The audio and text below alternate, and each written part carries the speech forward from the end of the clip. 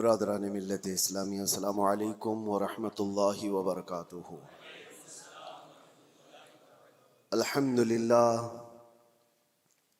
للہ الحنان المنان الذي خلق الانسان وعلمه البيان، والصلاة والسلام على رسوله سید الانس والجان وعلى آلہ واصحابہ ذوی الخیر والاحسان، اما بعد فأعوذ باللہ من الشیطان الرجیم، بسم اللہ الرحمن الرحیم۔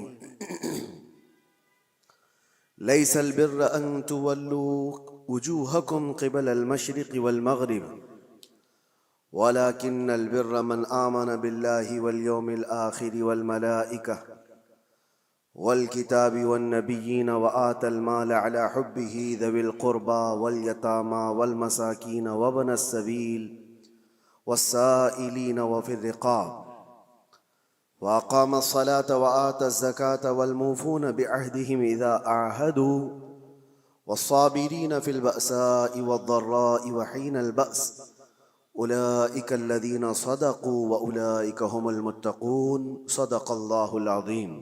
بارگاہ رسالت معاب صلی اللہ علیہ وسلم میں درود پاک کا ہدیہ پیش کریں۔ اللہم صل علی سیدنا محمد معدن الجود والکرم وآلہ واصحابہ الکرام وابنہ الکریم وبارک وسلم صلاة دائمة سرمدا ابدا۔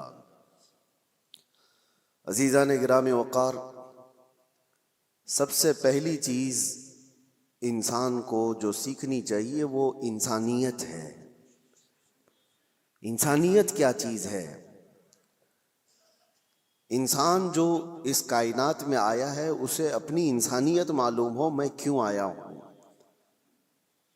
اور اس کے بعد پھر تمام چیزیں ہیں۔ اسی لیے قرآن میں اللہ تعالیٰ فرماتا ہے نیکی صرف اس کا نام نہیں ہے کہ تم اپنا منہ مشرق کی طرف کر لو، مغرب کی طرف کر لو۔ ابھی جو آیت میں نے آپ کے سامنے تلاوت کی ہے سورہ بقرہ کی، رب تعالیٰ فرماتا ہے نیکی صرف اس کا نام نہیں ہے کہ تم پورب کی طرف پچھم کی طرف اپنا چہرہ کر لو، بلکہ نیکی اصل یہ ہے کہ اللہ پر ایمان لاؤ، اس کے فرشتوں پر، اس کے نبیوں پر، اور اس کے بعد رب تعالیٰ فرماتا ہے اپنا مال اللہ کی محبت میں رشتہ داروں کو، مسکینوں کو، یتیموں کو، مسافروں کو دیا کرو۔ ان کے جذبات سمجھنا، یہ انسانیت ہے۔ انسانیت کہتے کسے ہیں؟ انسانیت کہتے ہیں اپنے اندر سے نکل کر کے دوسرے انسانوں کی فیلنگ کو سمجھنا، ورنہ تو پھر وہ سیلفش ہوتا ہے، مطلبی ہوتا ہے، صرف وہ اپنی سہولیات کے لیے دوڑ بھاگ کر رہا ہے تو اسے انسانیت پتہ ہی نہیں ہوتی۔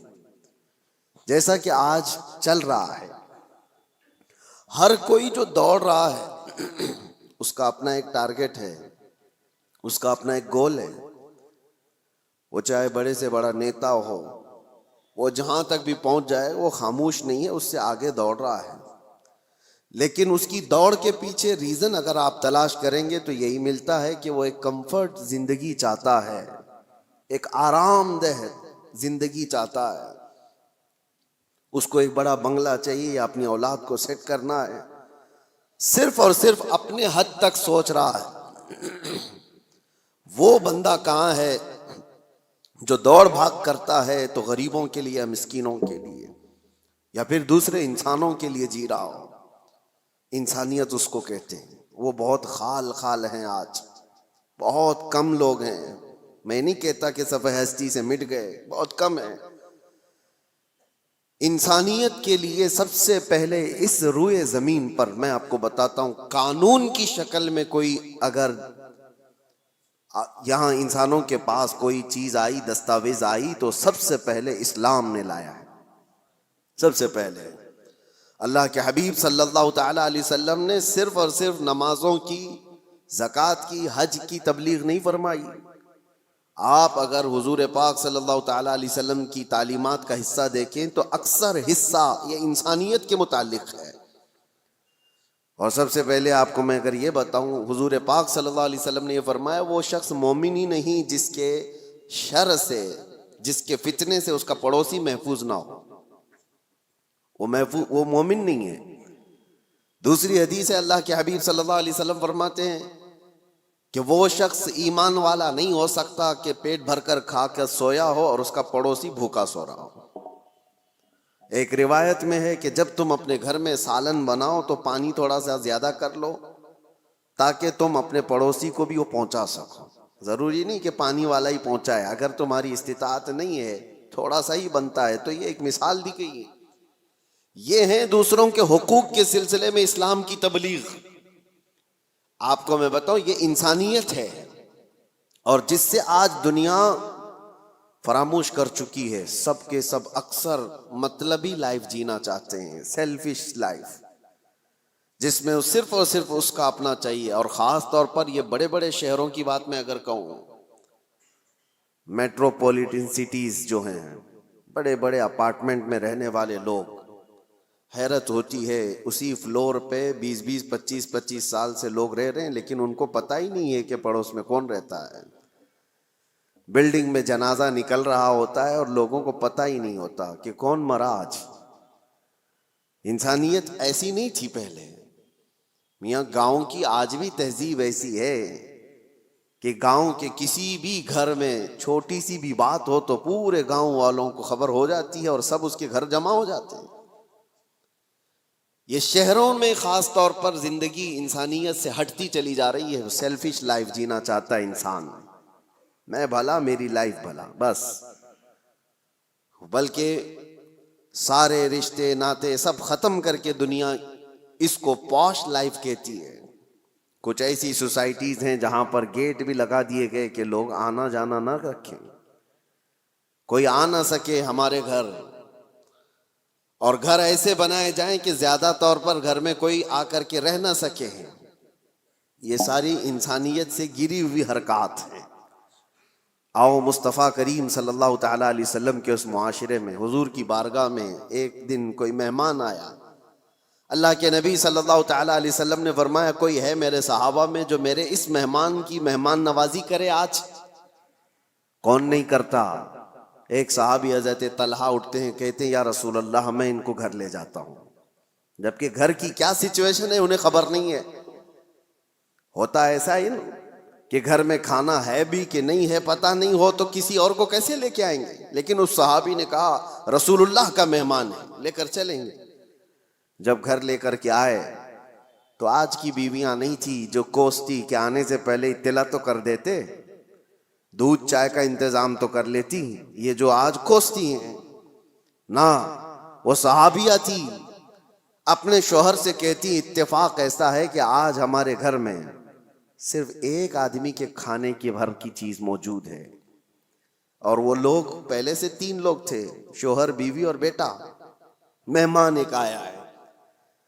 تو حضرت طلحہ گھبرائے اور کہا صرف ایک آدمی کھا سکتا ہے اور ہم 4 لوگ ہیں، کیا کیا جائے؟ رسول اللہ کا مہمان ہے۔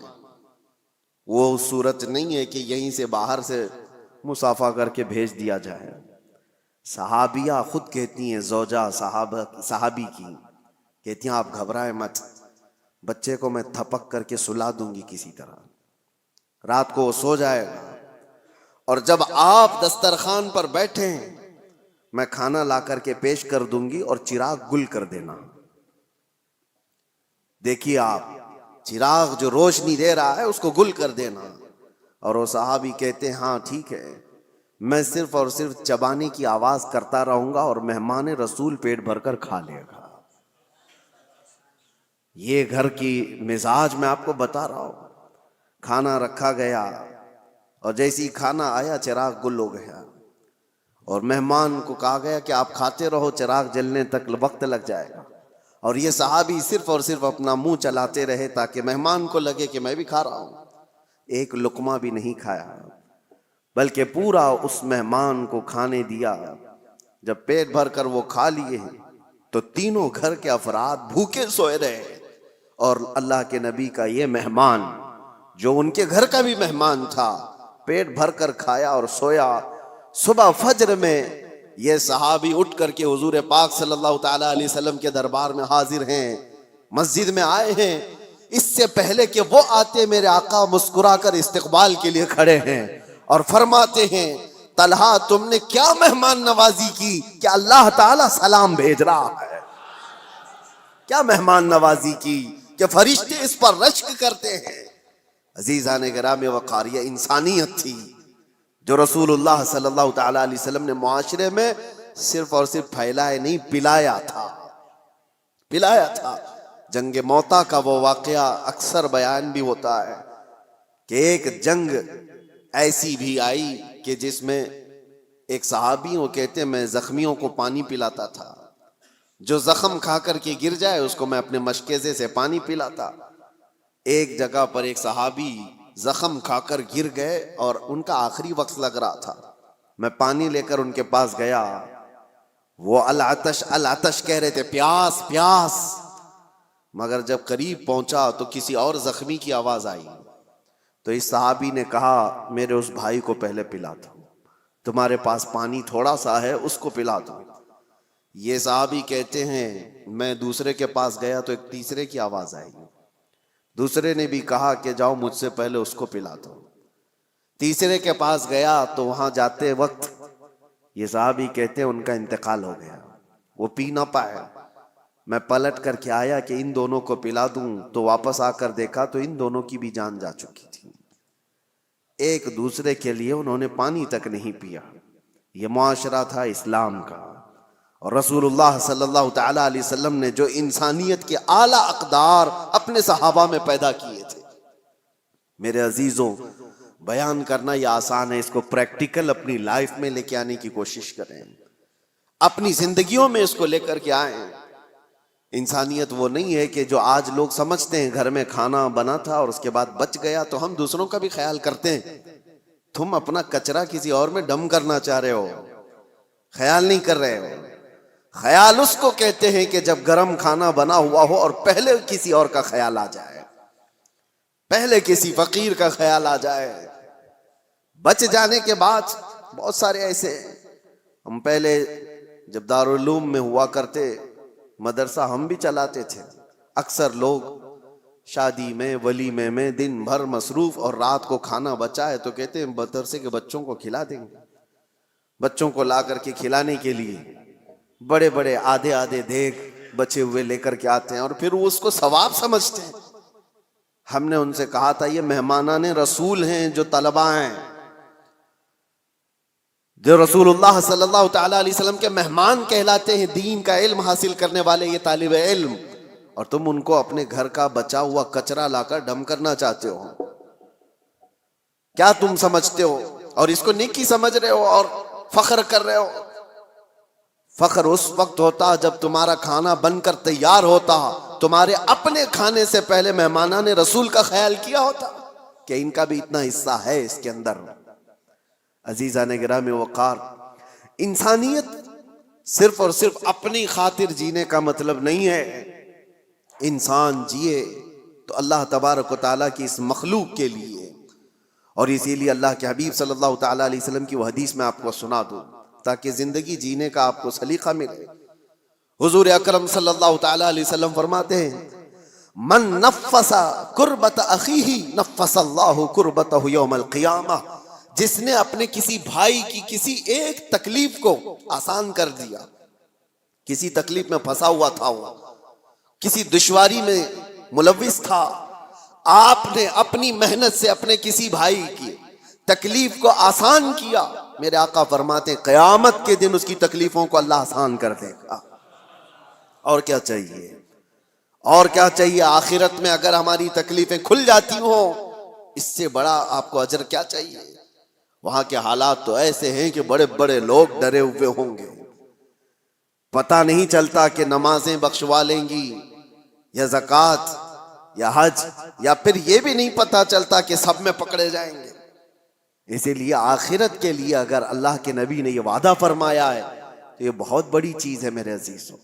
راستے سے تکلیف دہ چیز کو ہٹانا، حضور فرماتے ہیں اماطۃ الاذی عن الطریق صدقۃ، راستے سے تکلیف دینے والی کسی چیز کو اٹھا دینا ایک صدقے کا ثواب ہے، ایک صدقے کا ثواب ہے۔ میں نے پڑھا تھا، ایک بزرگ تھے، آپ کو حیرت ہوگی سن کر کے، پہاڑ کے اوپر انہوں نے 60 سال زندگی گزاری. 60 سال کس کام کے لیے جانتے ہیں آپ سوچتے ہوں گے گوشہ نشین اکثر جو بڑے بزرگان دین کا سنتے ہیں ہم کہ وہ عبادت کے لیے مخلوق سے دور چلے جاتے ہیں. نہیں، اس بزرگ کی حیرت کی بات ہے، وہ 60 سال تک پہاڑ کے اوپر ایک راستے پر زندگی گزارتے رہے. کس لیے؟ ان سے کسی نے پوچھا تھا پہاڑوں پر جو راستہ ہو کر گزرتا ہے، گھوڑے دوڑتے ہوئے آتے تھے، تو اکثر آپ نے دیکھا ہوگا آج بھی جو پہاڑوں کے راستے ہوتے ہیں، گھاٹی کے راستے جن کو کہتے ہیں، بہت اس کے اندر ٹرن ہوتے ہیں، وہ سیدھے راستے ہوتے نہیں ہیں، بہت زیادہ اس کے اندر پیچ ہوتے ہیں. وہ بزرگ ایک ایسی جگہ پر اپنی جھوپڑی لگائے ہوئے تھے جس کے پیچھے پوری کھائی تھی اور سامنے سے راستہ تھا، اور وہ ایک ڈینجر جگہ تھی. وہ کہتے ہیں کہ وہ صرف انہوں نے 60 سال وہاں پر اس لیے گزارے کہ آنے والا جو بھی مسافر آتا اس کو سامنے کی کھائی دکھتی نہیں، اور کئی مرتبہ گھوڑے چھلانگ لگا کر ادھر چلے جاتے تھے، وہ کھائی کی طرف چلے جاتے تھے. اس کھائی کے پاس جیسے آج ڈیوائیڈر ہوتا ہے، آج تو بہت کچھ سیفٹی کے لیے چیزیں بنا دی گئی ہیں، یا کھمبا رکھ دیا گیا ہے نشانی کے طور پر کہ یہاں سے ٹرن ہے. اس وقت اس بزرگ نے 60 سال صرف اس لیے گزارے کہ آنے والے مسافروں کو ہم راستہ ٹرن کر دیں، اشارے سے وہ بتا دیتے کہ یہاں پر راستہ ختم ہے، تم یہاں سے موڑ لو. صرف اس کام کے لیے انہوں نے 60 سال گزارے. حیرت ہوتی ہے کچھ وہ لوگ ہیں جنہوں نے اپنی زندگیاں اللہ تبارک و تعالیٰ کی اس مخلوق کے لیے وقف کی، صرف اپنے لیے نہیں جی. اور انسانیت اسی کا نام ہے. اور ایک حدیث پاک مسلم شریف کی میں آپ کو سنا دوں، بلکہ یہ صحیح حدیث کئی صحاح میں موجود ہے، بخاری مسلم. اللہ کے نبی صلی اللہ تعالی علیہ وسلم ارشاد فرماتے ہیں المسلم من سلم المسلمون من لسانہ ویدہ، مسلمان تو وہ ہے جس کی زبان سے اور جس کے ہاتھ سے دوسرے لوگ محفوظ رہیں. وہی مسلمان ہے جس کی زبان سے اور جس کے ہاتھ سے دوسرے مسلمان محفوظ رہیں. اور جو دوسروں کی ٹانگ کھینچنے میں اپنی زندگی گزار دیتا ہو تو اسے اپنے آپ کا احتساب کرنا چاہیے، وہ مسلمان ہے یا نہیں. لوگوں نے آج کیا سمجھ لیا ہے دین کو؟ دین کا مطلب داڑھی رکھ لینا اور ٹوپی پہننا اور جبہ پہننا، مسجدوں میں نظر آنا. میں آپ کو بتاتا ہوں دین کے اگر 2 حصے کیے جائیں نا، عبادات اور معاملات. عبادات نماز ہے، روزہ ہے، حج ہے، زکوٰۃ ہے، تسبیح و تہلیل، خیرات، یہ ساری چیزیں عبادات میں آ گئی. عبادات کا کتنا % دین میں ہے؟ اور معاملات میں کیا کیا آ گیا؟ معاملات میں سارے حقوق، ماں باپ کے حقوق، بھائیوں کے حقوق، بہنوں کے حقوق، اولاد کے رائٹس، پڑوسیوں کے رائٹس، استاد شاگرد کے، مالک آقا کے، غلام آقا کے، یہ سارے حقوق، بیوی کے حقوق، شوہر کے حقوق، طلاق، عدت، نکاح، خرید و فروخت، بازاروں کے حقوق، یہ سب چیزیں معاملات میں آ گئے. ایک حصہ ہے دین کا عبادات اور ایک حصہ ہے معاملات. معاملات اور عبادات دین میں کتنے % ہیں آپ کو پتا ہے؟ عبادات کل ملا کر کے 25% ہے اور معاملات 75% ہے. دین میں معاملات 75% ہے اور عبادات 25% ہے. اور آج لوگ کیا سمجھتے ہیں؟ جو عبادات میں بہت نظر آتا ہے، ارے وہ دیندار آدمی ہے. نمازوں میں، اس کی داڑھی میں، اس کی ٹوپی میں نظر آتا ہے تو وہ دیندار ہے. میاں وہ تو صرف 25% کا دیندار ہے. اصل دیندار وہ ہے جو معاملات میں اچھا ہے، معاملات میں پکا ہے. یہاں نمازیں بھی پڑھتا ہے اور لوگوں کو دھوکے بھی دیتا ہے. کچھ لوگوں نے داڑھی صرف اس لیے رکھی کہ لوگوں کو ٹوپی پہنائے، لوگوں کو دھوکہ دے. یہ انسانیت نہیں ہے میرے عزیزو، وہ غدار ہے. اور لوگ جو یہ سمجھتے ہیں کہ لوگ داڑھی والے دھوکہ دیتے ہیں، ایسا نہیں ہے. داڑھی والے نہیں دھوکہ دیتے، دھوکہ دینے والا داڑھی رکھ لیتا ہے. داڑھی والے چور نہیں ہوتے بلکہ چور داڑھی رکھ لیتا ہے. تاکہ وہ اپنی چوری کو آسانی سے نبھا سکے. اس بات کو فرق کو اب سمجھا کریں. اور جس نے اس چیز کو استعمال کیا وہ دنیا میں بھی خائب و خاسر ہے, آخرت میں بھی بہت ذلیل و رسوا ہوگا. معاملات میں آپ پکے ہو جائیں, جس کے ساتھ جو بات ہوئی ہے اس کو مکمل رکھیں, باتوں میں ہیرا پھیری نہ ہو. جھوٹ بولنا اور دھوکہ دینا, آج جیسے کہ لوگ معاملات میں شک کرنے لگ گئے کہ مسلمانوں کے ساتھ ڈیل کرنا مشکل ہے, کہ پتہ نہیں ہے کب بھاگ جائے کب دھوکہ دیتے. نہیں میرے عزیزو, اللہ کے نبی صلی اللہ تعالی علیہ وسلم نے وہ معاشرہ بنایا تھا جہاں لوگ فخر کرتے تھے مسلمانوں کے ساتھ تجارت کرنے میں, اس لیے کہ دھوکہ اسلام میں جائز نہیں. اور ایک بات میں آپ کو بتا دوں, لوگوں نے یہ محسوس کر لیا ہے کہ صرف مسلمان کو دھوکہ نہیں دینا چاہیے, غیر مسلم کو دے سکتے ہیں. اسلام کسی بھی انسان کو دھوکہ دینے کی اجازت نہیں دیتا, چاہے وہ ہندو ہو, کرسچن ہو, یہودی ہو, کسی بھی. غش جس کو کہتے ہیں دھوکہ اسلام میں جائز ہی نہیں. کسی صاحب نے ہم سے کہا تھا کہ بغیر ٹکٹ کے میں سفر کر لیتا ہوں. کہا کیوں؟ کہا وہ ہماری تھوڑی نہ ہے,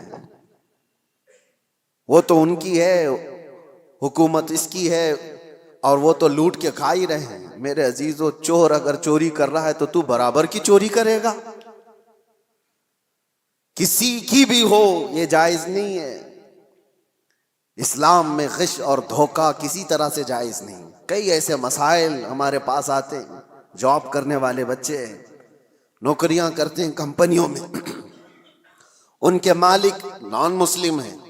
کئی مرتبہ وہ یہ پوچھتے ہیں کیا ہم اپنی کچھ چیزیں ان سے چھپا کر کے حاصل کر سکتے ہیں جبکہ غیر مسلم ہیں؟ نہ, جائز نہیں ہے. بلکہ وہاں تمہارے لیے اور بڑی ذمہ داری ہو جاتی ہے, اور بڑی ذمہ داری ہو جاتی ہے. صرف تمہارے اس کے ساتھ معاملات ہی نہیں ہے, بلکہ اس وقت تم اسلام کے ریپریزنٹیٹیو ہو, وہ تمہارے ذریعے سے اسلام کو دیکھ رہا ہے. انگلینڈ میں ایک مسئلہ ایسا پیش آیا تھا, بس کا ایک کنڈکٹر ٹکٹ دیتے دیتے اٹھنی, جس کو وہاں پر پینی کہا جائے, ہاف پاؤنڈ, ہمارے یہاں کی اٹھنی جس طرح سے ہو, 1 روپے کے 2 حصے, ہاف پاؤنڈ ایک بندے کو زیادہ دے دیا اس نے ٹکٹ میں, ٹکٹ کے بچت میں واپس. اور اس کے بعد ہو سکتا ہے غلطی سے اس طرح پیسے آ جاتے ہیں. وہ مسلمان تھا, اس نے رکھ لیا, اور اس کو پتا بھی ہے کہ میرے پاس ہاف پاؤنڈ زیادہ آیا ہے. وہ رکھ لیا. سفر تقریباً 1 گھنٹے کا تھا. کئی مرتبہ وہ بندہ سوچتا بھی رہا کہ ہاف پاؤنڈ واپس کر دوں. پھر اس نے دل میں یہ سوچا, ہاف پاؤنڈ سے اس کا ہونے والا کیا ہے, یہ تو اچھی سیلری والا ہے, ہاف پاؤنڈ سے اس کا کیا بھلا ہونے والا ہے, میرے پاس رہ گیا تو کون سی بڑی بات. رکھا رہا. لیکن میرے عزیزو, ایک بات میں آپ کو یہ بھی بتا دوں, بزرگوں نے فرمایا جس کو حلال کھانے کی عادت ہو, اگر غلطی سے کہیں حرام لقمہ اس کے پاس آ جاتا ہے تو غیب سے اللہ تعالیٰ اس کی حفاظت کا انتظام کرتا ہے. ہاں, یہ بات یاد رکھنا. آپ حلال کھانے کے عادی ہیں, کبھی حرام لقمہ آپ کے پاس آ گیا تو آپ کے ہاتھوں میں کپ کپی آ جائے یا آپ کے منہ میں متلی آنے لگ جائے, اللہ حفاظت فرماتا ہے, کوئی ذریعہ پیدا کرتا ہے. وہ بندہ ہے 1 گھنٹے کے سفر میں کشمکش میں تھا. آخر میں اترنے سے پہلے اس نے سوچ لیا, ہاف پاؤنڈ سے اس کا کچھ نہیں ہوتا تو میرا کون سا ہوتا ہے, میں کیوں رکھوں, میرے لیے کہاں حلال ہے. لے جا کر کے اس کنڈکٹر سے اس نے کہا کہ یہ آپ نے مجھے ٹکٹ سے واپس دینے کے وقت زیادہ دیا تھا, یا آپ کے پیسے لے لیجیے. اس نے رکھ لیا. کنڈکٹر نے کہا غلطی سے نہیں دیا تھا, جان بوجھ کے دیا تھا, غلطی سے نہیں دیا تھا. میں جانتا ہوں تو مسلمان ہے, اور میں پچھلے کئی سالوں سے اسلام کو پڑھ رہا ہوں, اس کی امانتوں کو پڑھ رہا ہوں, اور آج میں دیکھنا چاہتا تھا کیا اسلام کا وہ اثر آج بھی باقی ہے. تو نے واپس کر کے اپنے اسلام کا وہ اثر مجھے دکھا دیا. میرے عزیزو, آپ صرف یہ نہ سمجھیں کہ معاملات میں صرف آپ ہیں اور سامنے والا ہے. آپ اسلام کے ترجمان ہیں اس وقت, اسلام کے ایمبیسیڈر ہیں آپ اس وقت, اسلام کے ریپریزنٹیٹیو ہیں, میرے آقا کے اخلاق کے علمبردار ہیں. دنیا آپ کو دیکھ کر کے اسلام سیکھنا چاہتی ہے، آپ کو دیکھ کر کے اسلام کو سمجھنا چاہتی ہے۔ کتابوں سے پڑھا ہوگا، عمل سے سمجھ جاتے ہیں۔ اس لیے اپنے معاملات کو صحیح کرو۔ جو بات میں عرض کر رہا تھا وہ انسانیت کی، انسانیت اسلام نے جو سکھائی ہے، میں چیلنج کے ساتھ کہتا ہوں پوری کائنات میں اس کا مثیل، اس کی نظیر نہیں لا سکتے، نہیں لا سکتے۔ اللہ کے نبی صلی اللہ تعالی علیہ وسلم نے انسانوں کے احترام کے لیے ہی تو یہ بیان فرمایا۔ اس مکہ میں جہاں بیٹیوں کو مار دیا جاتا تھا، لڑکیوں کو دفن کر دیا جاتا تھا، اللہ کے رسول صلی اللہ تعالی علیہ وسلم نے وہ انقلاب نہیں پیش کیا کہ ایک بیٹی بھی اگر تم نے پال کر کے اس کی شادی کر دی، حضور فرماتے میری شفاعت اس پر واجب، وہ جنت کے لیے میرے پاس آئے۔ بچیوں کے حقوق کو بڑھایا، ماں اور بہنوں کے حقوق کو میرے آقا صلی اللہ تعالی علیہ وسلم نے کیسے بیان فرمایا۔ پہلے بہنوں کے حقوق نہیں دیے جاتے تھے، اور شریعت میں آج ان کا حصہ ہے۔ بہت سارے مسلمان آج مطلب پرست ایسے ہو گئے، مال زیادہ آ گیا، باپ کی طرف سے وراثت ملی تو اس پر ناگ سانپ کی طرح بیٹھ گئے اپنی بہنوں کا حصہ مار کر کے، اور وہ یہ کہتے ہیں بہنوں کی تو ہم نے شادی کر دی تھی نا، اس میں تو لاکھوں خرچہ ہوا تھا۔ ارے وہ کھانا کھلائی ہوئی چیز کو تم انگلی ڈال کر کے الٹی کروانا چاہتے ہو؟ کسی بہن کی شادی کروانا یہ وراثت کی حصوں میں سے اس کو ڈیڈکٹ نہیں کیا جائے گا، وہ تو تمہارا اخلاقی فریضہ تھا جو تم نے ادا کر دیا، وہ تمہاری اخلاقی ذمہ داری تھی جو تم نے ادا کیا۔ بہنوں کا حصہ ماں باپ کی وراثت میں سے جتنا قرآن نے بتایا ہے اتنا دو، ورنہ قیامت کے دن ایک بالشت زمین کے بدلے 7 زمین و آسمان کا توق بنا کر اس کے گلے میں ڈالا جائے گا، وہ اٹھا نہیں پائے گا، اور بہت بڑے عذاب میں مبتلا ہوگا آخرت میں، بہت بڑے عذاب میں۔ تم کتنے دن کے لیے حاصل کر رہے ہو بہنوں کے حقوق مار کر کے؟ لوگ یہ سوچتے ہیں، اور ویسے ہی باپ جب مرا ہوتا ہے تمہاری بھی عمر 40 کے آس پاس ہو رہی ہوتی ہے اکثر، بچے کتنے تمہاری زندگی کے 15-20 سال، ان 15-20 سالوں میں اپنی بہنوں کے حقوق لے کر بیٹھ جاتے ہو، کیا تمہارا حاصل ہوا آخرت کے عذاب کے علاوہ؟ اللہ تعالیٰ نے قرآن میں جو بیان فرمایا اس کو پورا ادا کرو۔ لوگ یہ سمجھ بیٹھے کہ جس کا جتنا آ جائے وہ ہمارا ہے، یہ اسلام نہیں ہے۔ 40 سال تک بھی اگر تمہارے پاس کوئی اس کا مانگنے والا نہ آیا تب بھی وہ مال تمہارا نہیں ہے۔ حدیث پاک ہے، میں آپ کو صرف اور صرف اس کی ایک جھلک بتا دوں۔ حضور پاک صلی اللہ تعالی علیہ وسلم نے فرمایا کہ بنی اسرائیل کا ایک شخص، بنی اسرائیل میں 3 لوگ ایسے تھے جو ایک پہاڑ کی چٹان کھسک آنے کی وجہ سے غار میں پھنس گئے۔ وہ تو پناہ لینے کے لیے رکے تھے اور ایک چٹان آ کر غار کے منہ پر گر گئی، پھنس گئے، وہی قبر بن گئی۔ رونے لگے، گڑ گڑانے لگے، کوئی ان کے پاس آسرا نہیں تھا کہ نکل جائیں۔ تینوں نے یہ طے کیا کہ ہم دعا کرتے ہیں اللہ کی بارگاہ میں، ہو سکتا ہے اللہ تبارک و تعالیٰ دعاؤں کے ذریعے سے اس پہاڑ کی چٹان کو ہٹا دے۔ تو تینوں نے کہا اپنی اپنی نیکیاں یاد کرو جو زندگیوں میں کی گئی تھی۔ یہ صحیح حدیث ہے، میں آپ کو بتا رہا ہوں کون سی چیزیں اللہ کی بارگاہ میں مقبول ہیں۔ اس میں سے ایک بندہ اللہ کی بارگاہ میں سجدہ ریز ہوا، اس نے کہا اے اللہ تو جانتا ہے میں اس وقت تک گھر میں کھانا نہیں کھاتا تھا جب تک اپنی ماں کو نہیں کھلا دیتا تھا۔ اس کی بوڑھی ماں تھی، ایک رات وہ آیا اور بچے بھوکے تھے، اس وقت بچے باپ سے لپٹ گئے کھانے کے لیے۔ وہ بندہ کہتا ہے اس وقت بھی جب شدت سے مجھے بھوک لگی تھی میرے بچوں کو، سب سے پہلے میں اپنی بوڑھی ماں کو چبا کر کے کھلایا، پھر بچوں کو کھلایا۔ اے رحمان اگر تجھے یہ ادا پسند آئی ہو میری زندگی کی تو اس پہاڑ کی چٹان کو ہٹا دے۔ پہاڑ کی چٹان تھوڑی کھسک گئی، لیکن اتنی نہیں کہ وہ لوگ نکل سکتے۔ دوسرے نے سجدہ کیا اور اللہ کی بارگاہ میں دعا کیا، اے رب العالمین تو بہتر جانتا ہے میں اپنے چچا کی بیٹی کا عاشق تھا اور ہمارے درمیان محبت چلتی تھی۔ ایک دن ایسا آیا کہ سارے لوگ چلے گئے اور ہم دونوں تنہا تھے۔ ایک عاشق اور معشوقہ دونوں کسی جگہ تنہا ہو جائیں تو شیطان تیسرا آ ہی جاتا ہے۔ دونوں کہتے ہم گناہ کا پورا ارادہ کر لیے تھے، کوئی نہیں تھا، مگر میرے اس چچیری بہن نے مجھ سے کہا کہ ڈرو اللہ دیکھ رہا ہے، ہم تنہا نہیں ہیں، اور اس دن سے آج تک اے رب العالمین میں نے اپنے جسم کو گناہ کے دھبے لگنے سے بچا رکھا ہے. موقع تھا گناہ کا مگر تیرے خوف سے میں نے گناہ نہیں کیا. اس نیکی کو اس نے وسیلہ بنایا تو چٹان کھسک گئی. تیسرا جو بندہ تھا جو مجھے بیان کرنا ہے آپ کے سامنے, جو میرے ٹاپک ہے, جو ہمارا آج کا عنوان ہے, تیسرا بندہ وہ کہتا ہے کہ اے رب العالمین تو جانتا ہے کہ میں مزدوروں کو اپنے ہاں کام کے لیے رکھتا تھا, کام کراتا تھا, زمینوں کا مالک تھا. ایک مزدور ایسا بھی آیا میری زندگی میں کہ اس کی ماہانہ تنخواہ دی جانی تھی لیکن اس سے پہلے وہ غائب ہو گیا. توجہ, یہ بندہ کہتا ہے اللہ میں اس کی مزدوری کو, اس کی تنخواہ کو رکھ لیا, چاہتا تو کھا لیتا جیسے سارے سیٹ کھا بیٹھتے. جتنے بھی مزدوروں کی تنخواہ ہیں کاٹ لی جاتی ہے چھوٹی چھوٹی باتوں پر, اور جبکہ ان کو پتہ نہیں ہے. مسلمان اگر ہو تو توجہ, میرے آقا صلی اللہ علیہ وسلم کا فرمان ہے مزدور کا پسینہ سوکھنے سے پہلے اس کی مزدوری ادا کر دو. اللہ کو یہ پسند ہے. اب یہ بندہ کہتا ہے کہ وہ مزدور تنخواہ لیے بغیر چلا گیا, میں نے اس کی مزدوری کو لے کر ایک بکری خرید لی اور بکری کو پالا. رب تبارک و تعالیٰ کی بارگاہ میں وہ کہہ رہا ہے بکری کو پالا, بکری نے بچے دیے اور پھر اس میں برکت اتنی ہوتی گئی, سالوں بیت گئے, بکریوں سے بکریاں, بکریوں سے بکریاں اتنی بڑھ گئی کہ وہ ریوڑ ہو گیا, بلکہ ایک میدان میں بھی وہ بھر نہیں پاتی تھیں.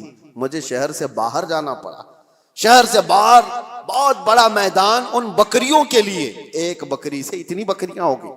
اور یہ بھی بات بتاتا ہوں, میرے آقا نے فرمایا بکری میں برکت ہے, سارے جانوروں میں بکری میں اللہ نے برکت رکھی ہے. اور اتنی زیادہ بکریاں ہو گئیں لیکن اس میں سے ایک بکری بھی نہ اس نے بیچا, نہ کھایا, نہ استعمال کیا. کئی سالوں کے بعد وہ مزدور واپس آ جاتا ہے اور آ کر کے اس نے اپنے آقا سے کہا کہ آپ کو پتہ ہے میں آپ کے یہاں مزدوری کیا کرتا تھا, کام کرتا تھا, اور ایک آخری وقت ایسا آیا تھا کہ میں اپنی مزدوری لیے بغیر چلا گیا تھا. اگر ہو سکے تو آج میری بڑی مجبوری ہے, میں بہت بے بس ہوں, میری وہ مزدوری اگر آپ کے پاس رکھی ہو تو مجھے دے دیجیے. یہ بندہ کہتا ہے میں اس مزدور کا ہاتھ پکڑا اور لے جا کر کہا یہ ساری بکریاں تیری مزدوری کی ہیں, یہ تیری تنخواہ ہے. اس نے کہا سیٹھ صاحب کیا مذاق کر رہے ہو میرے ساتھ, میری تنخواہ اتنی نہیں ہے کہ ایک بکری بھی آ سکے آج کے زمانے میں, اتنی ساری بکریاں. وہ کہتا ہے جس وقت تو اپنی تنخواہ چھوڑ گیا تھا میں اس وقت تیری رقم سے ایک بکری خریدا اور اللہ نے اس میں اتنی برکت عطا کی. وہ بندہ دیکھتا ہے کہ آپ سچ کہہ رہے ہو؟ اس نے کہا ہاں سچ کہہ رہا ہوں, بکریاں ہی نہیں اس میں سے ایک بال بھی میرا نہیں ہے, سب کچھ تیرا ہے, بکریاں بھی تیری, رسیاں بھی تیری. وہ بندہ خوشیوں کے ساتھ ہانکتے ہوئے وہ بکریاں لے کر کے جاتا ہے اور اللہ کی بارگاہ میں کہتا ہے ایسا بندہ میں نے نہیں دیکھا جو اپنے حقوق اور معاملات میں اتنا پکا ہو. رب تعالیٰ کی بارگاہ میں یہ بندہ کہتا ہے اللہ یہ میں نے خالص تیری رضا کے لیے کیا, تیرے خوف سے کیا. رب تعالیٰ نے اس کی یہ دعا سنی. حضور فرماتے فوراً وہ چٹان کھسک کر کے نکل چکی تھی, تینوں باہر آ گئے تھے. بڑی بڑی مصیبتوں میں آج بھی ہم گرفتار ہیں. ہمارے پاس ایسی کوئی چیز ہے تو رکھو اور دعا کرو. ہم نے کسی انسان کے ساتھ اگر اس کی مصیبتوں میں ایسا سلوک کیا ہے تو وہ بھی اللہ کی بارگاہ میں آج رکھو, دیکھیں مصیبتیں کیوں نہیں دور ہوتی. ہم نے تو ایسی چیزیں کہاں رکھی ہیں. اسی لیے معاملات میں اسلام بہت زیادہ تاکید کیا ہوا ہے. میرے عزیزو, کچھ لوگوں کو باتیں کڑوی لگتی ہیں لیکن یہی صحیح ہے عزیزو, یہی صحیح ہے. آج اگر تم ان حقوق کی پامالی کرو گے تو قبر بھی ہے اور آخرت بھی ہے. میں ان کی بات نہیں کرتا جن کا آخرت کا تصور ہی نہیں. آپ کو آخرت میں اللہ کی بارگاہ میں کھڑا ہونا ہے, حساب دینا ہے, اس لیے اپنے معاملات کو صحیح رکھو. ایک لقمہ بھی بلکہ ایک جنازہ میرے آقا کی بارگاہ میں ایسا آیا تھا, صحابہ کھڑے ہیں, صفے لگائے ہوئے ہیں. حضور نے پوچھا اس مرے ہوئے آدمی پر کسی کا کوئی قرضہ باقی ہے؟ جماعت میں سے ایک نے کہا یا رسول اللہ 2 درہم کا قرضہ باقی ہے. حضور پیچھے آ جاتے ہیں اور کہتے ہیں صلو علی صاحبکم ولا اصلی علیہ, تم چاہو تو اپنے اس ساتھی کی جنازے کی نماز پڑھ لو, میں نہیں پڑھنے والا. اللہ کے نبی نے فرمایا میں اس کی جنازے کی نماز نہیں پڑھوں گا. 2 درہم کا قرضہ باقی تھا بس. ہم تو اس کو بس کہتے ہیں نا تھوڑا سا. اللہ کے نبی نے فرمایا میں اس کی نماز جنازہ نہیں پڑھوں گا. دوسرے ایک صحابی نے حضور کی بارگاہ میں عرض کیا آقا میں اس کی ضمانت لیتا ہوں. حضور نے پوچھا کب تک ادا کرو گے؟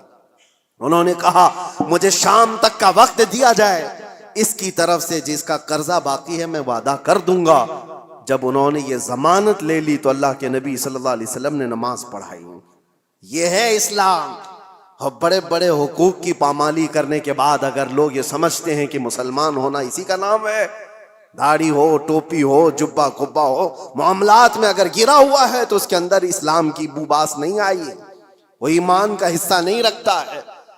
اور اخیر میں یہ عرض کروں گا, ساتھ ہی یہ تو مسلمانوں کے معاملات تھے, آپ کو میں بتاؤں انسانیت کے لیے, حقوق کے لیے سب سے پہلے ابھی آج کی اس دنیا میں جو ایک لائے عمل تیار کیا گیا اور ایک دستور آیا آسٹریا کے ویانا شہر میں 1993 میں پہلی یہ کانفرنس کے اندر اقوام متحدہ جس کو UN کہا جاتا ہے, جو یونائٹڈ نیشن, تقریباً 170 کنٹریز مل کر کے یہ حقوق بنائی کہ انسانوں پر کیا کیا حقوق ہو سکتے ہیں, کوئی ایک دوسرے کے حق تلفی نہ کرے, جنگوں کے حقوق.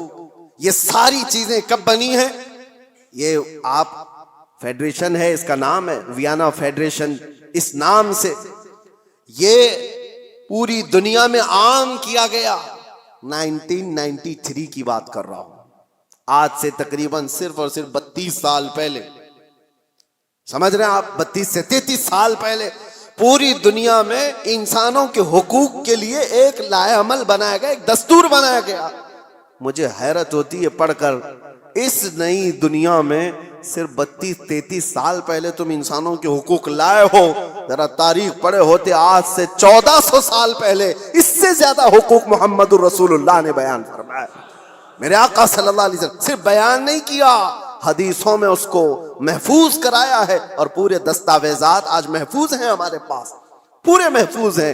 آپ اگر جا کر دیکھیں فقہ کی کتابوں میں, فقہ جو مسائل, مسئلے مسائل, وضو کے, نماز کے, آپ کے روزے کے, جتنے بھی مسائل ان کو فقہ کہا جاتا ہے. ہماری فقہ میں اگر آپ کو میں بتاؤں 2 بڑی کتابیں آپ کو ملتی ہیں, ہدایہ, ہمارے فقہ حنفی کی کتابیں جو ہم نے پڑھی, بہت بڑی بڑی ضخیم کتابیں. ایک کتاب کے اندر وضو سے لے کر کے نماز, روزہ, حج, زکوٰۃ سارے مسائل آ گئے, اور دوسری ایک پوری جلد ہے جس میں صرف اور صرف خرید و فروخت کے مسئلے ہیں, صرف اور صرف معاملات, سب جو میں نے ابھی بیان کیا آپ کو میں بتا رہا ہوں اسی لیے کہ اتنے محفوظ دستاویزات حقوق کے لیے کسی کے ہاں نہیں ہیں.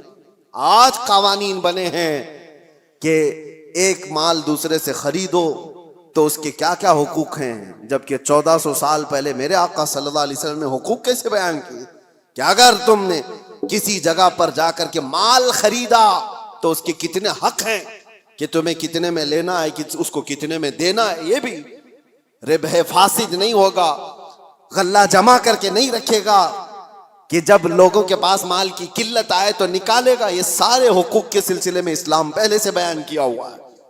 یہاں تک کہ ایک مشہور آپ کو بات بتا دوں, مشہور منگنی کے سلسلے میں آپ لوگ سوچتے ہوں گے یہ منگنی کیا ہوتی ہے, شادی سے پہلے ایک انگیجمنٹ کا جو رسم ہے, اسلام میں اس کا کیا کانسیپٹ ہے, کیا تصور ہے, منگنی کیوں کرتے ہیں؟ اسلام میں ایک مسئلہ ہے, توجہ.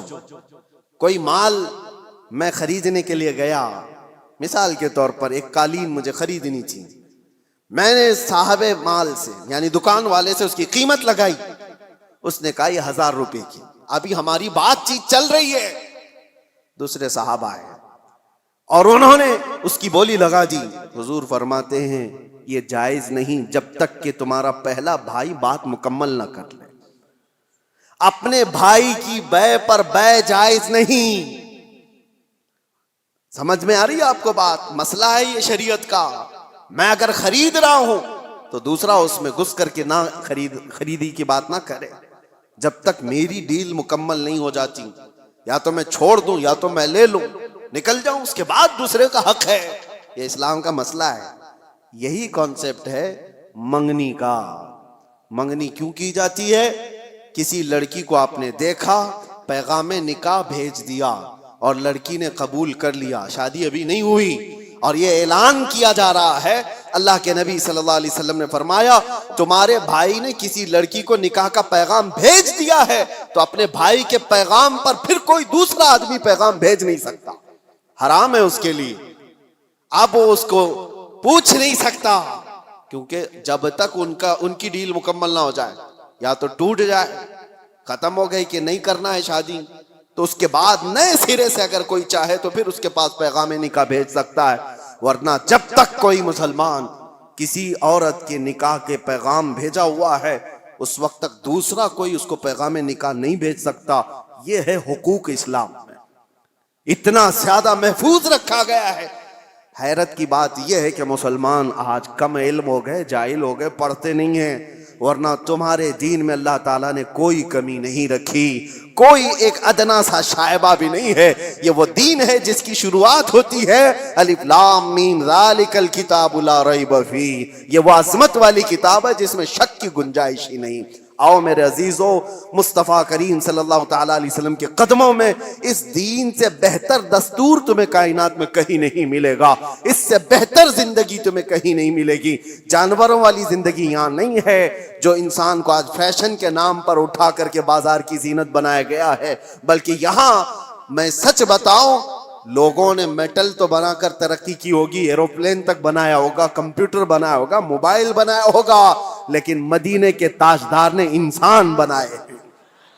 انسان بنائے ہیں، اور انسان بنانا کائنات کا سب سے بڑا چیلنج ہے. میٹل سے تو کچھ بھی بنا لو گے، لیکن انسان کے اندر انسانیت ڈال کر اس کو اعلیٰ بنا دو، یہ بہت بڑے کمال کی بات ہے. اور یہ بات کہیں ملتی ہے امریکہ میں، یو کے میں، کہیں پر بھی جاؤ ان سے پوچھو بنے ہوئے انسان کہاں ہیں، ان کے پاس میٹل کی ترقیاں بہت ہیں، روح سے پرمغز کوئی انسان نہیں ملتا. ہاں انسان اگر کہیں بنائے گئے ہیں تو وہ تاجدار مدینہ کے دربار میں ابو بکر آئے تھے تو صدیق بنائے گئے ہیں، عمر آئے تھے تو فاروق بنائے گئے ہیں، عثمان آئے ذوالنورین بنائے گئے، علی آئے تھے 9 سال کی عمر میں، میرے مصطفیٰ نے حیدر کرار بنا کر بھیجا ہے.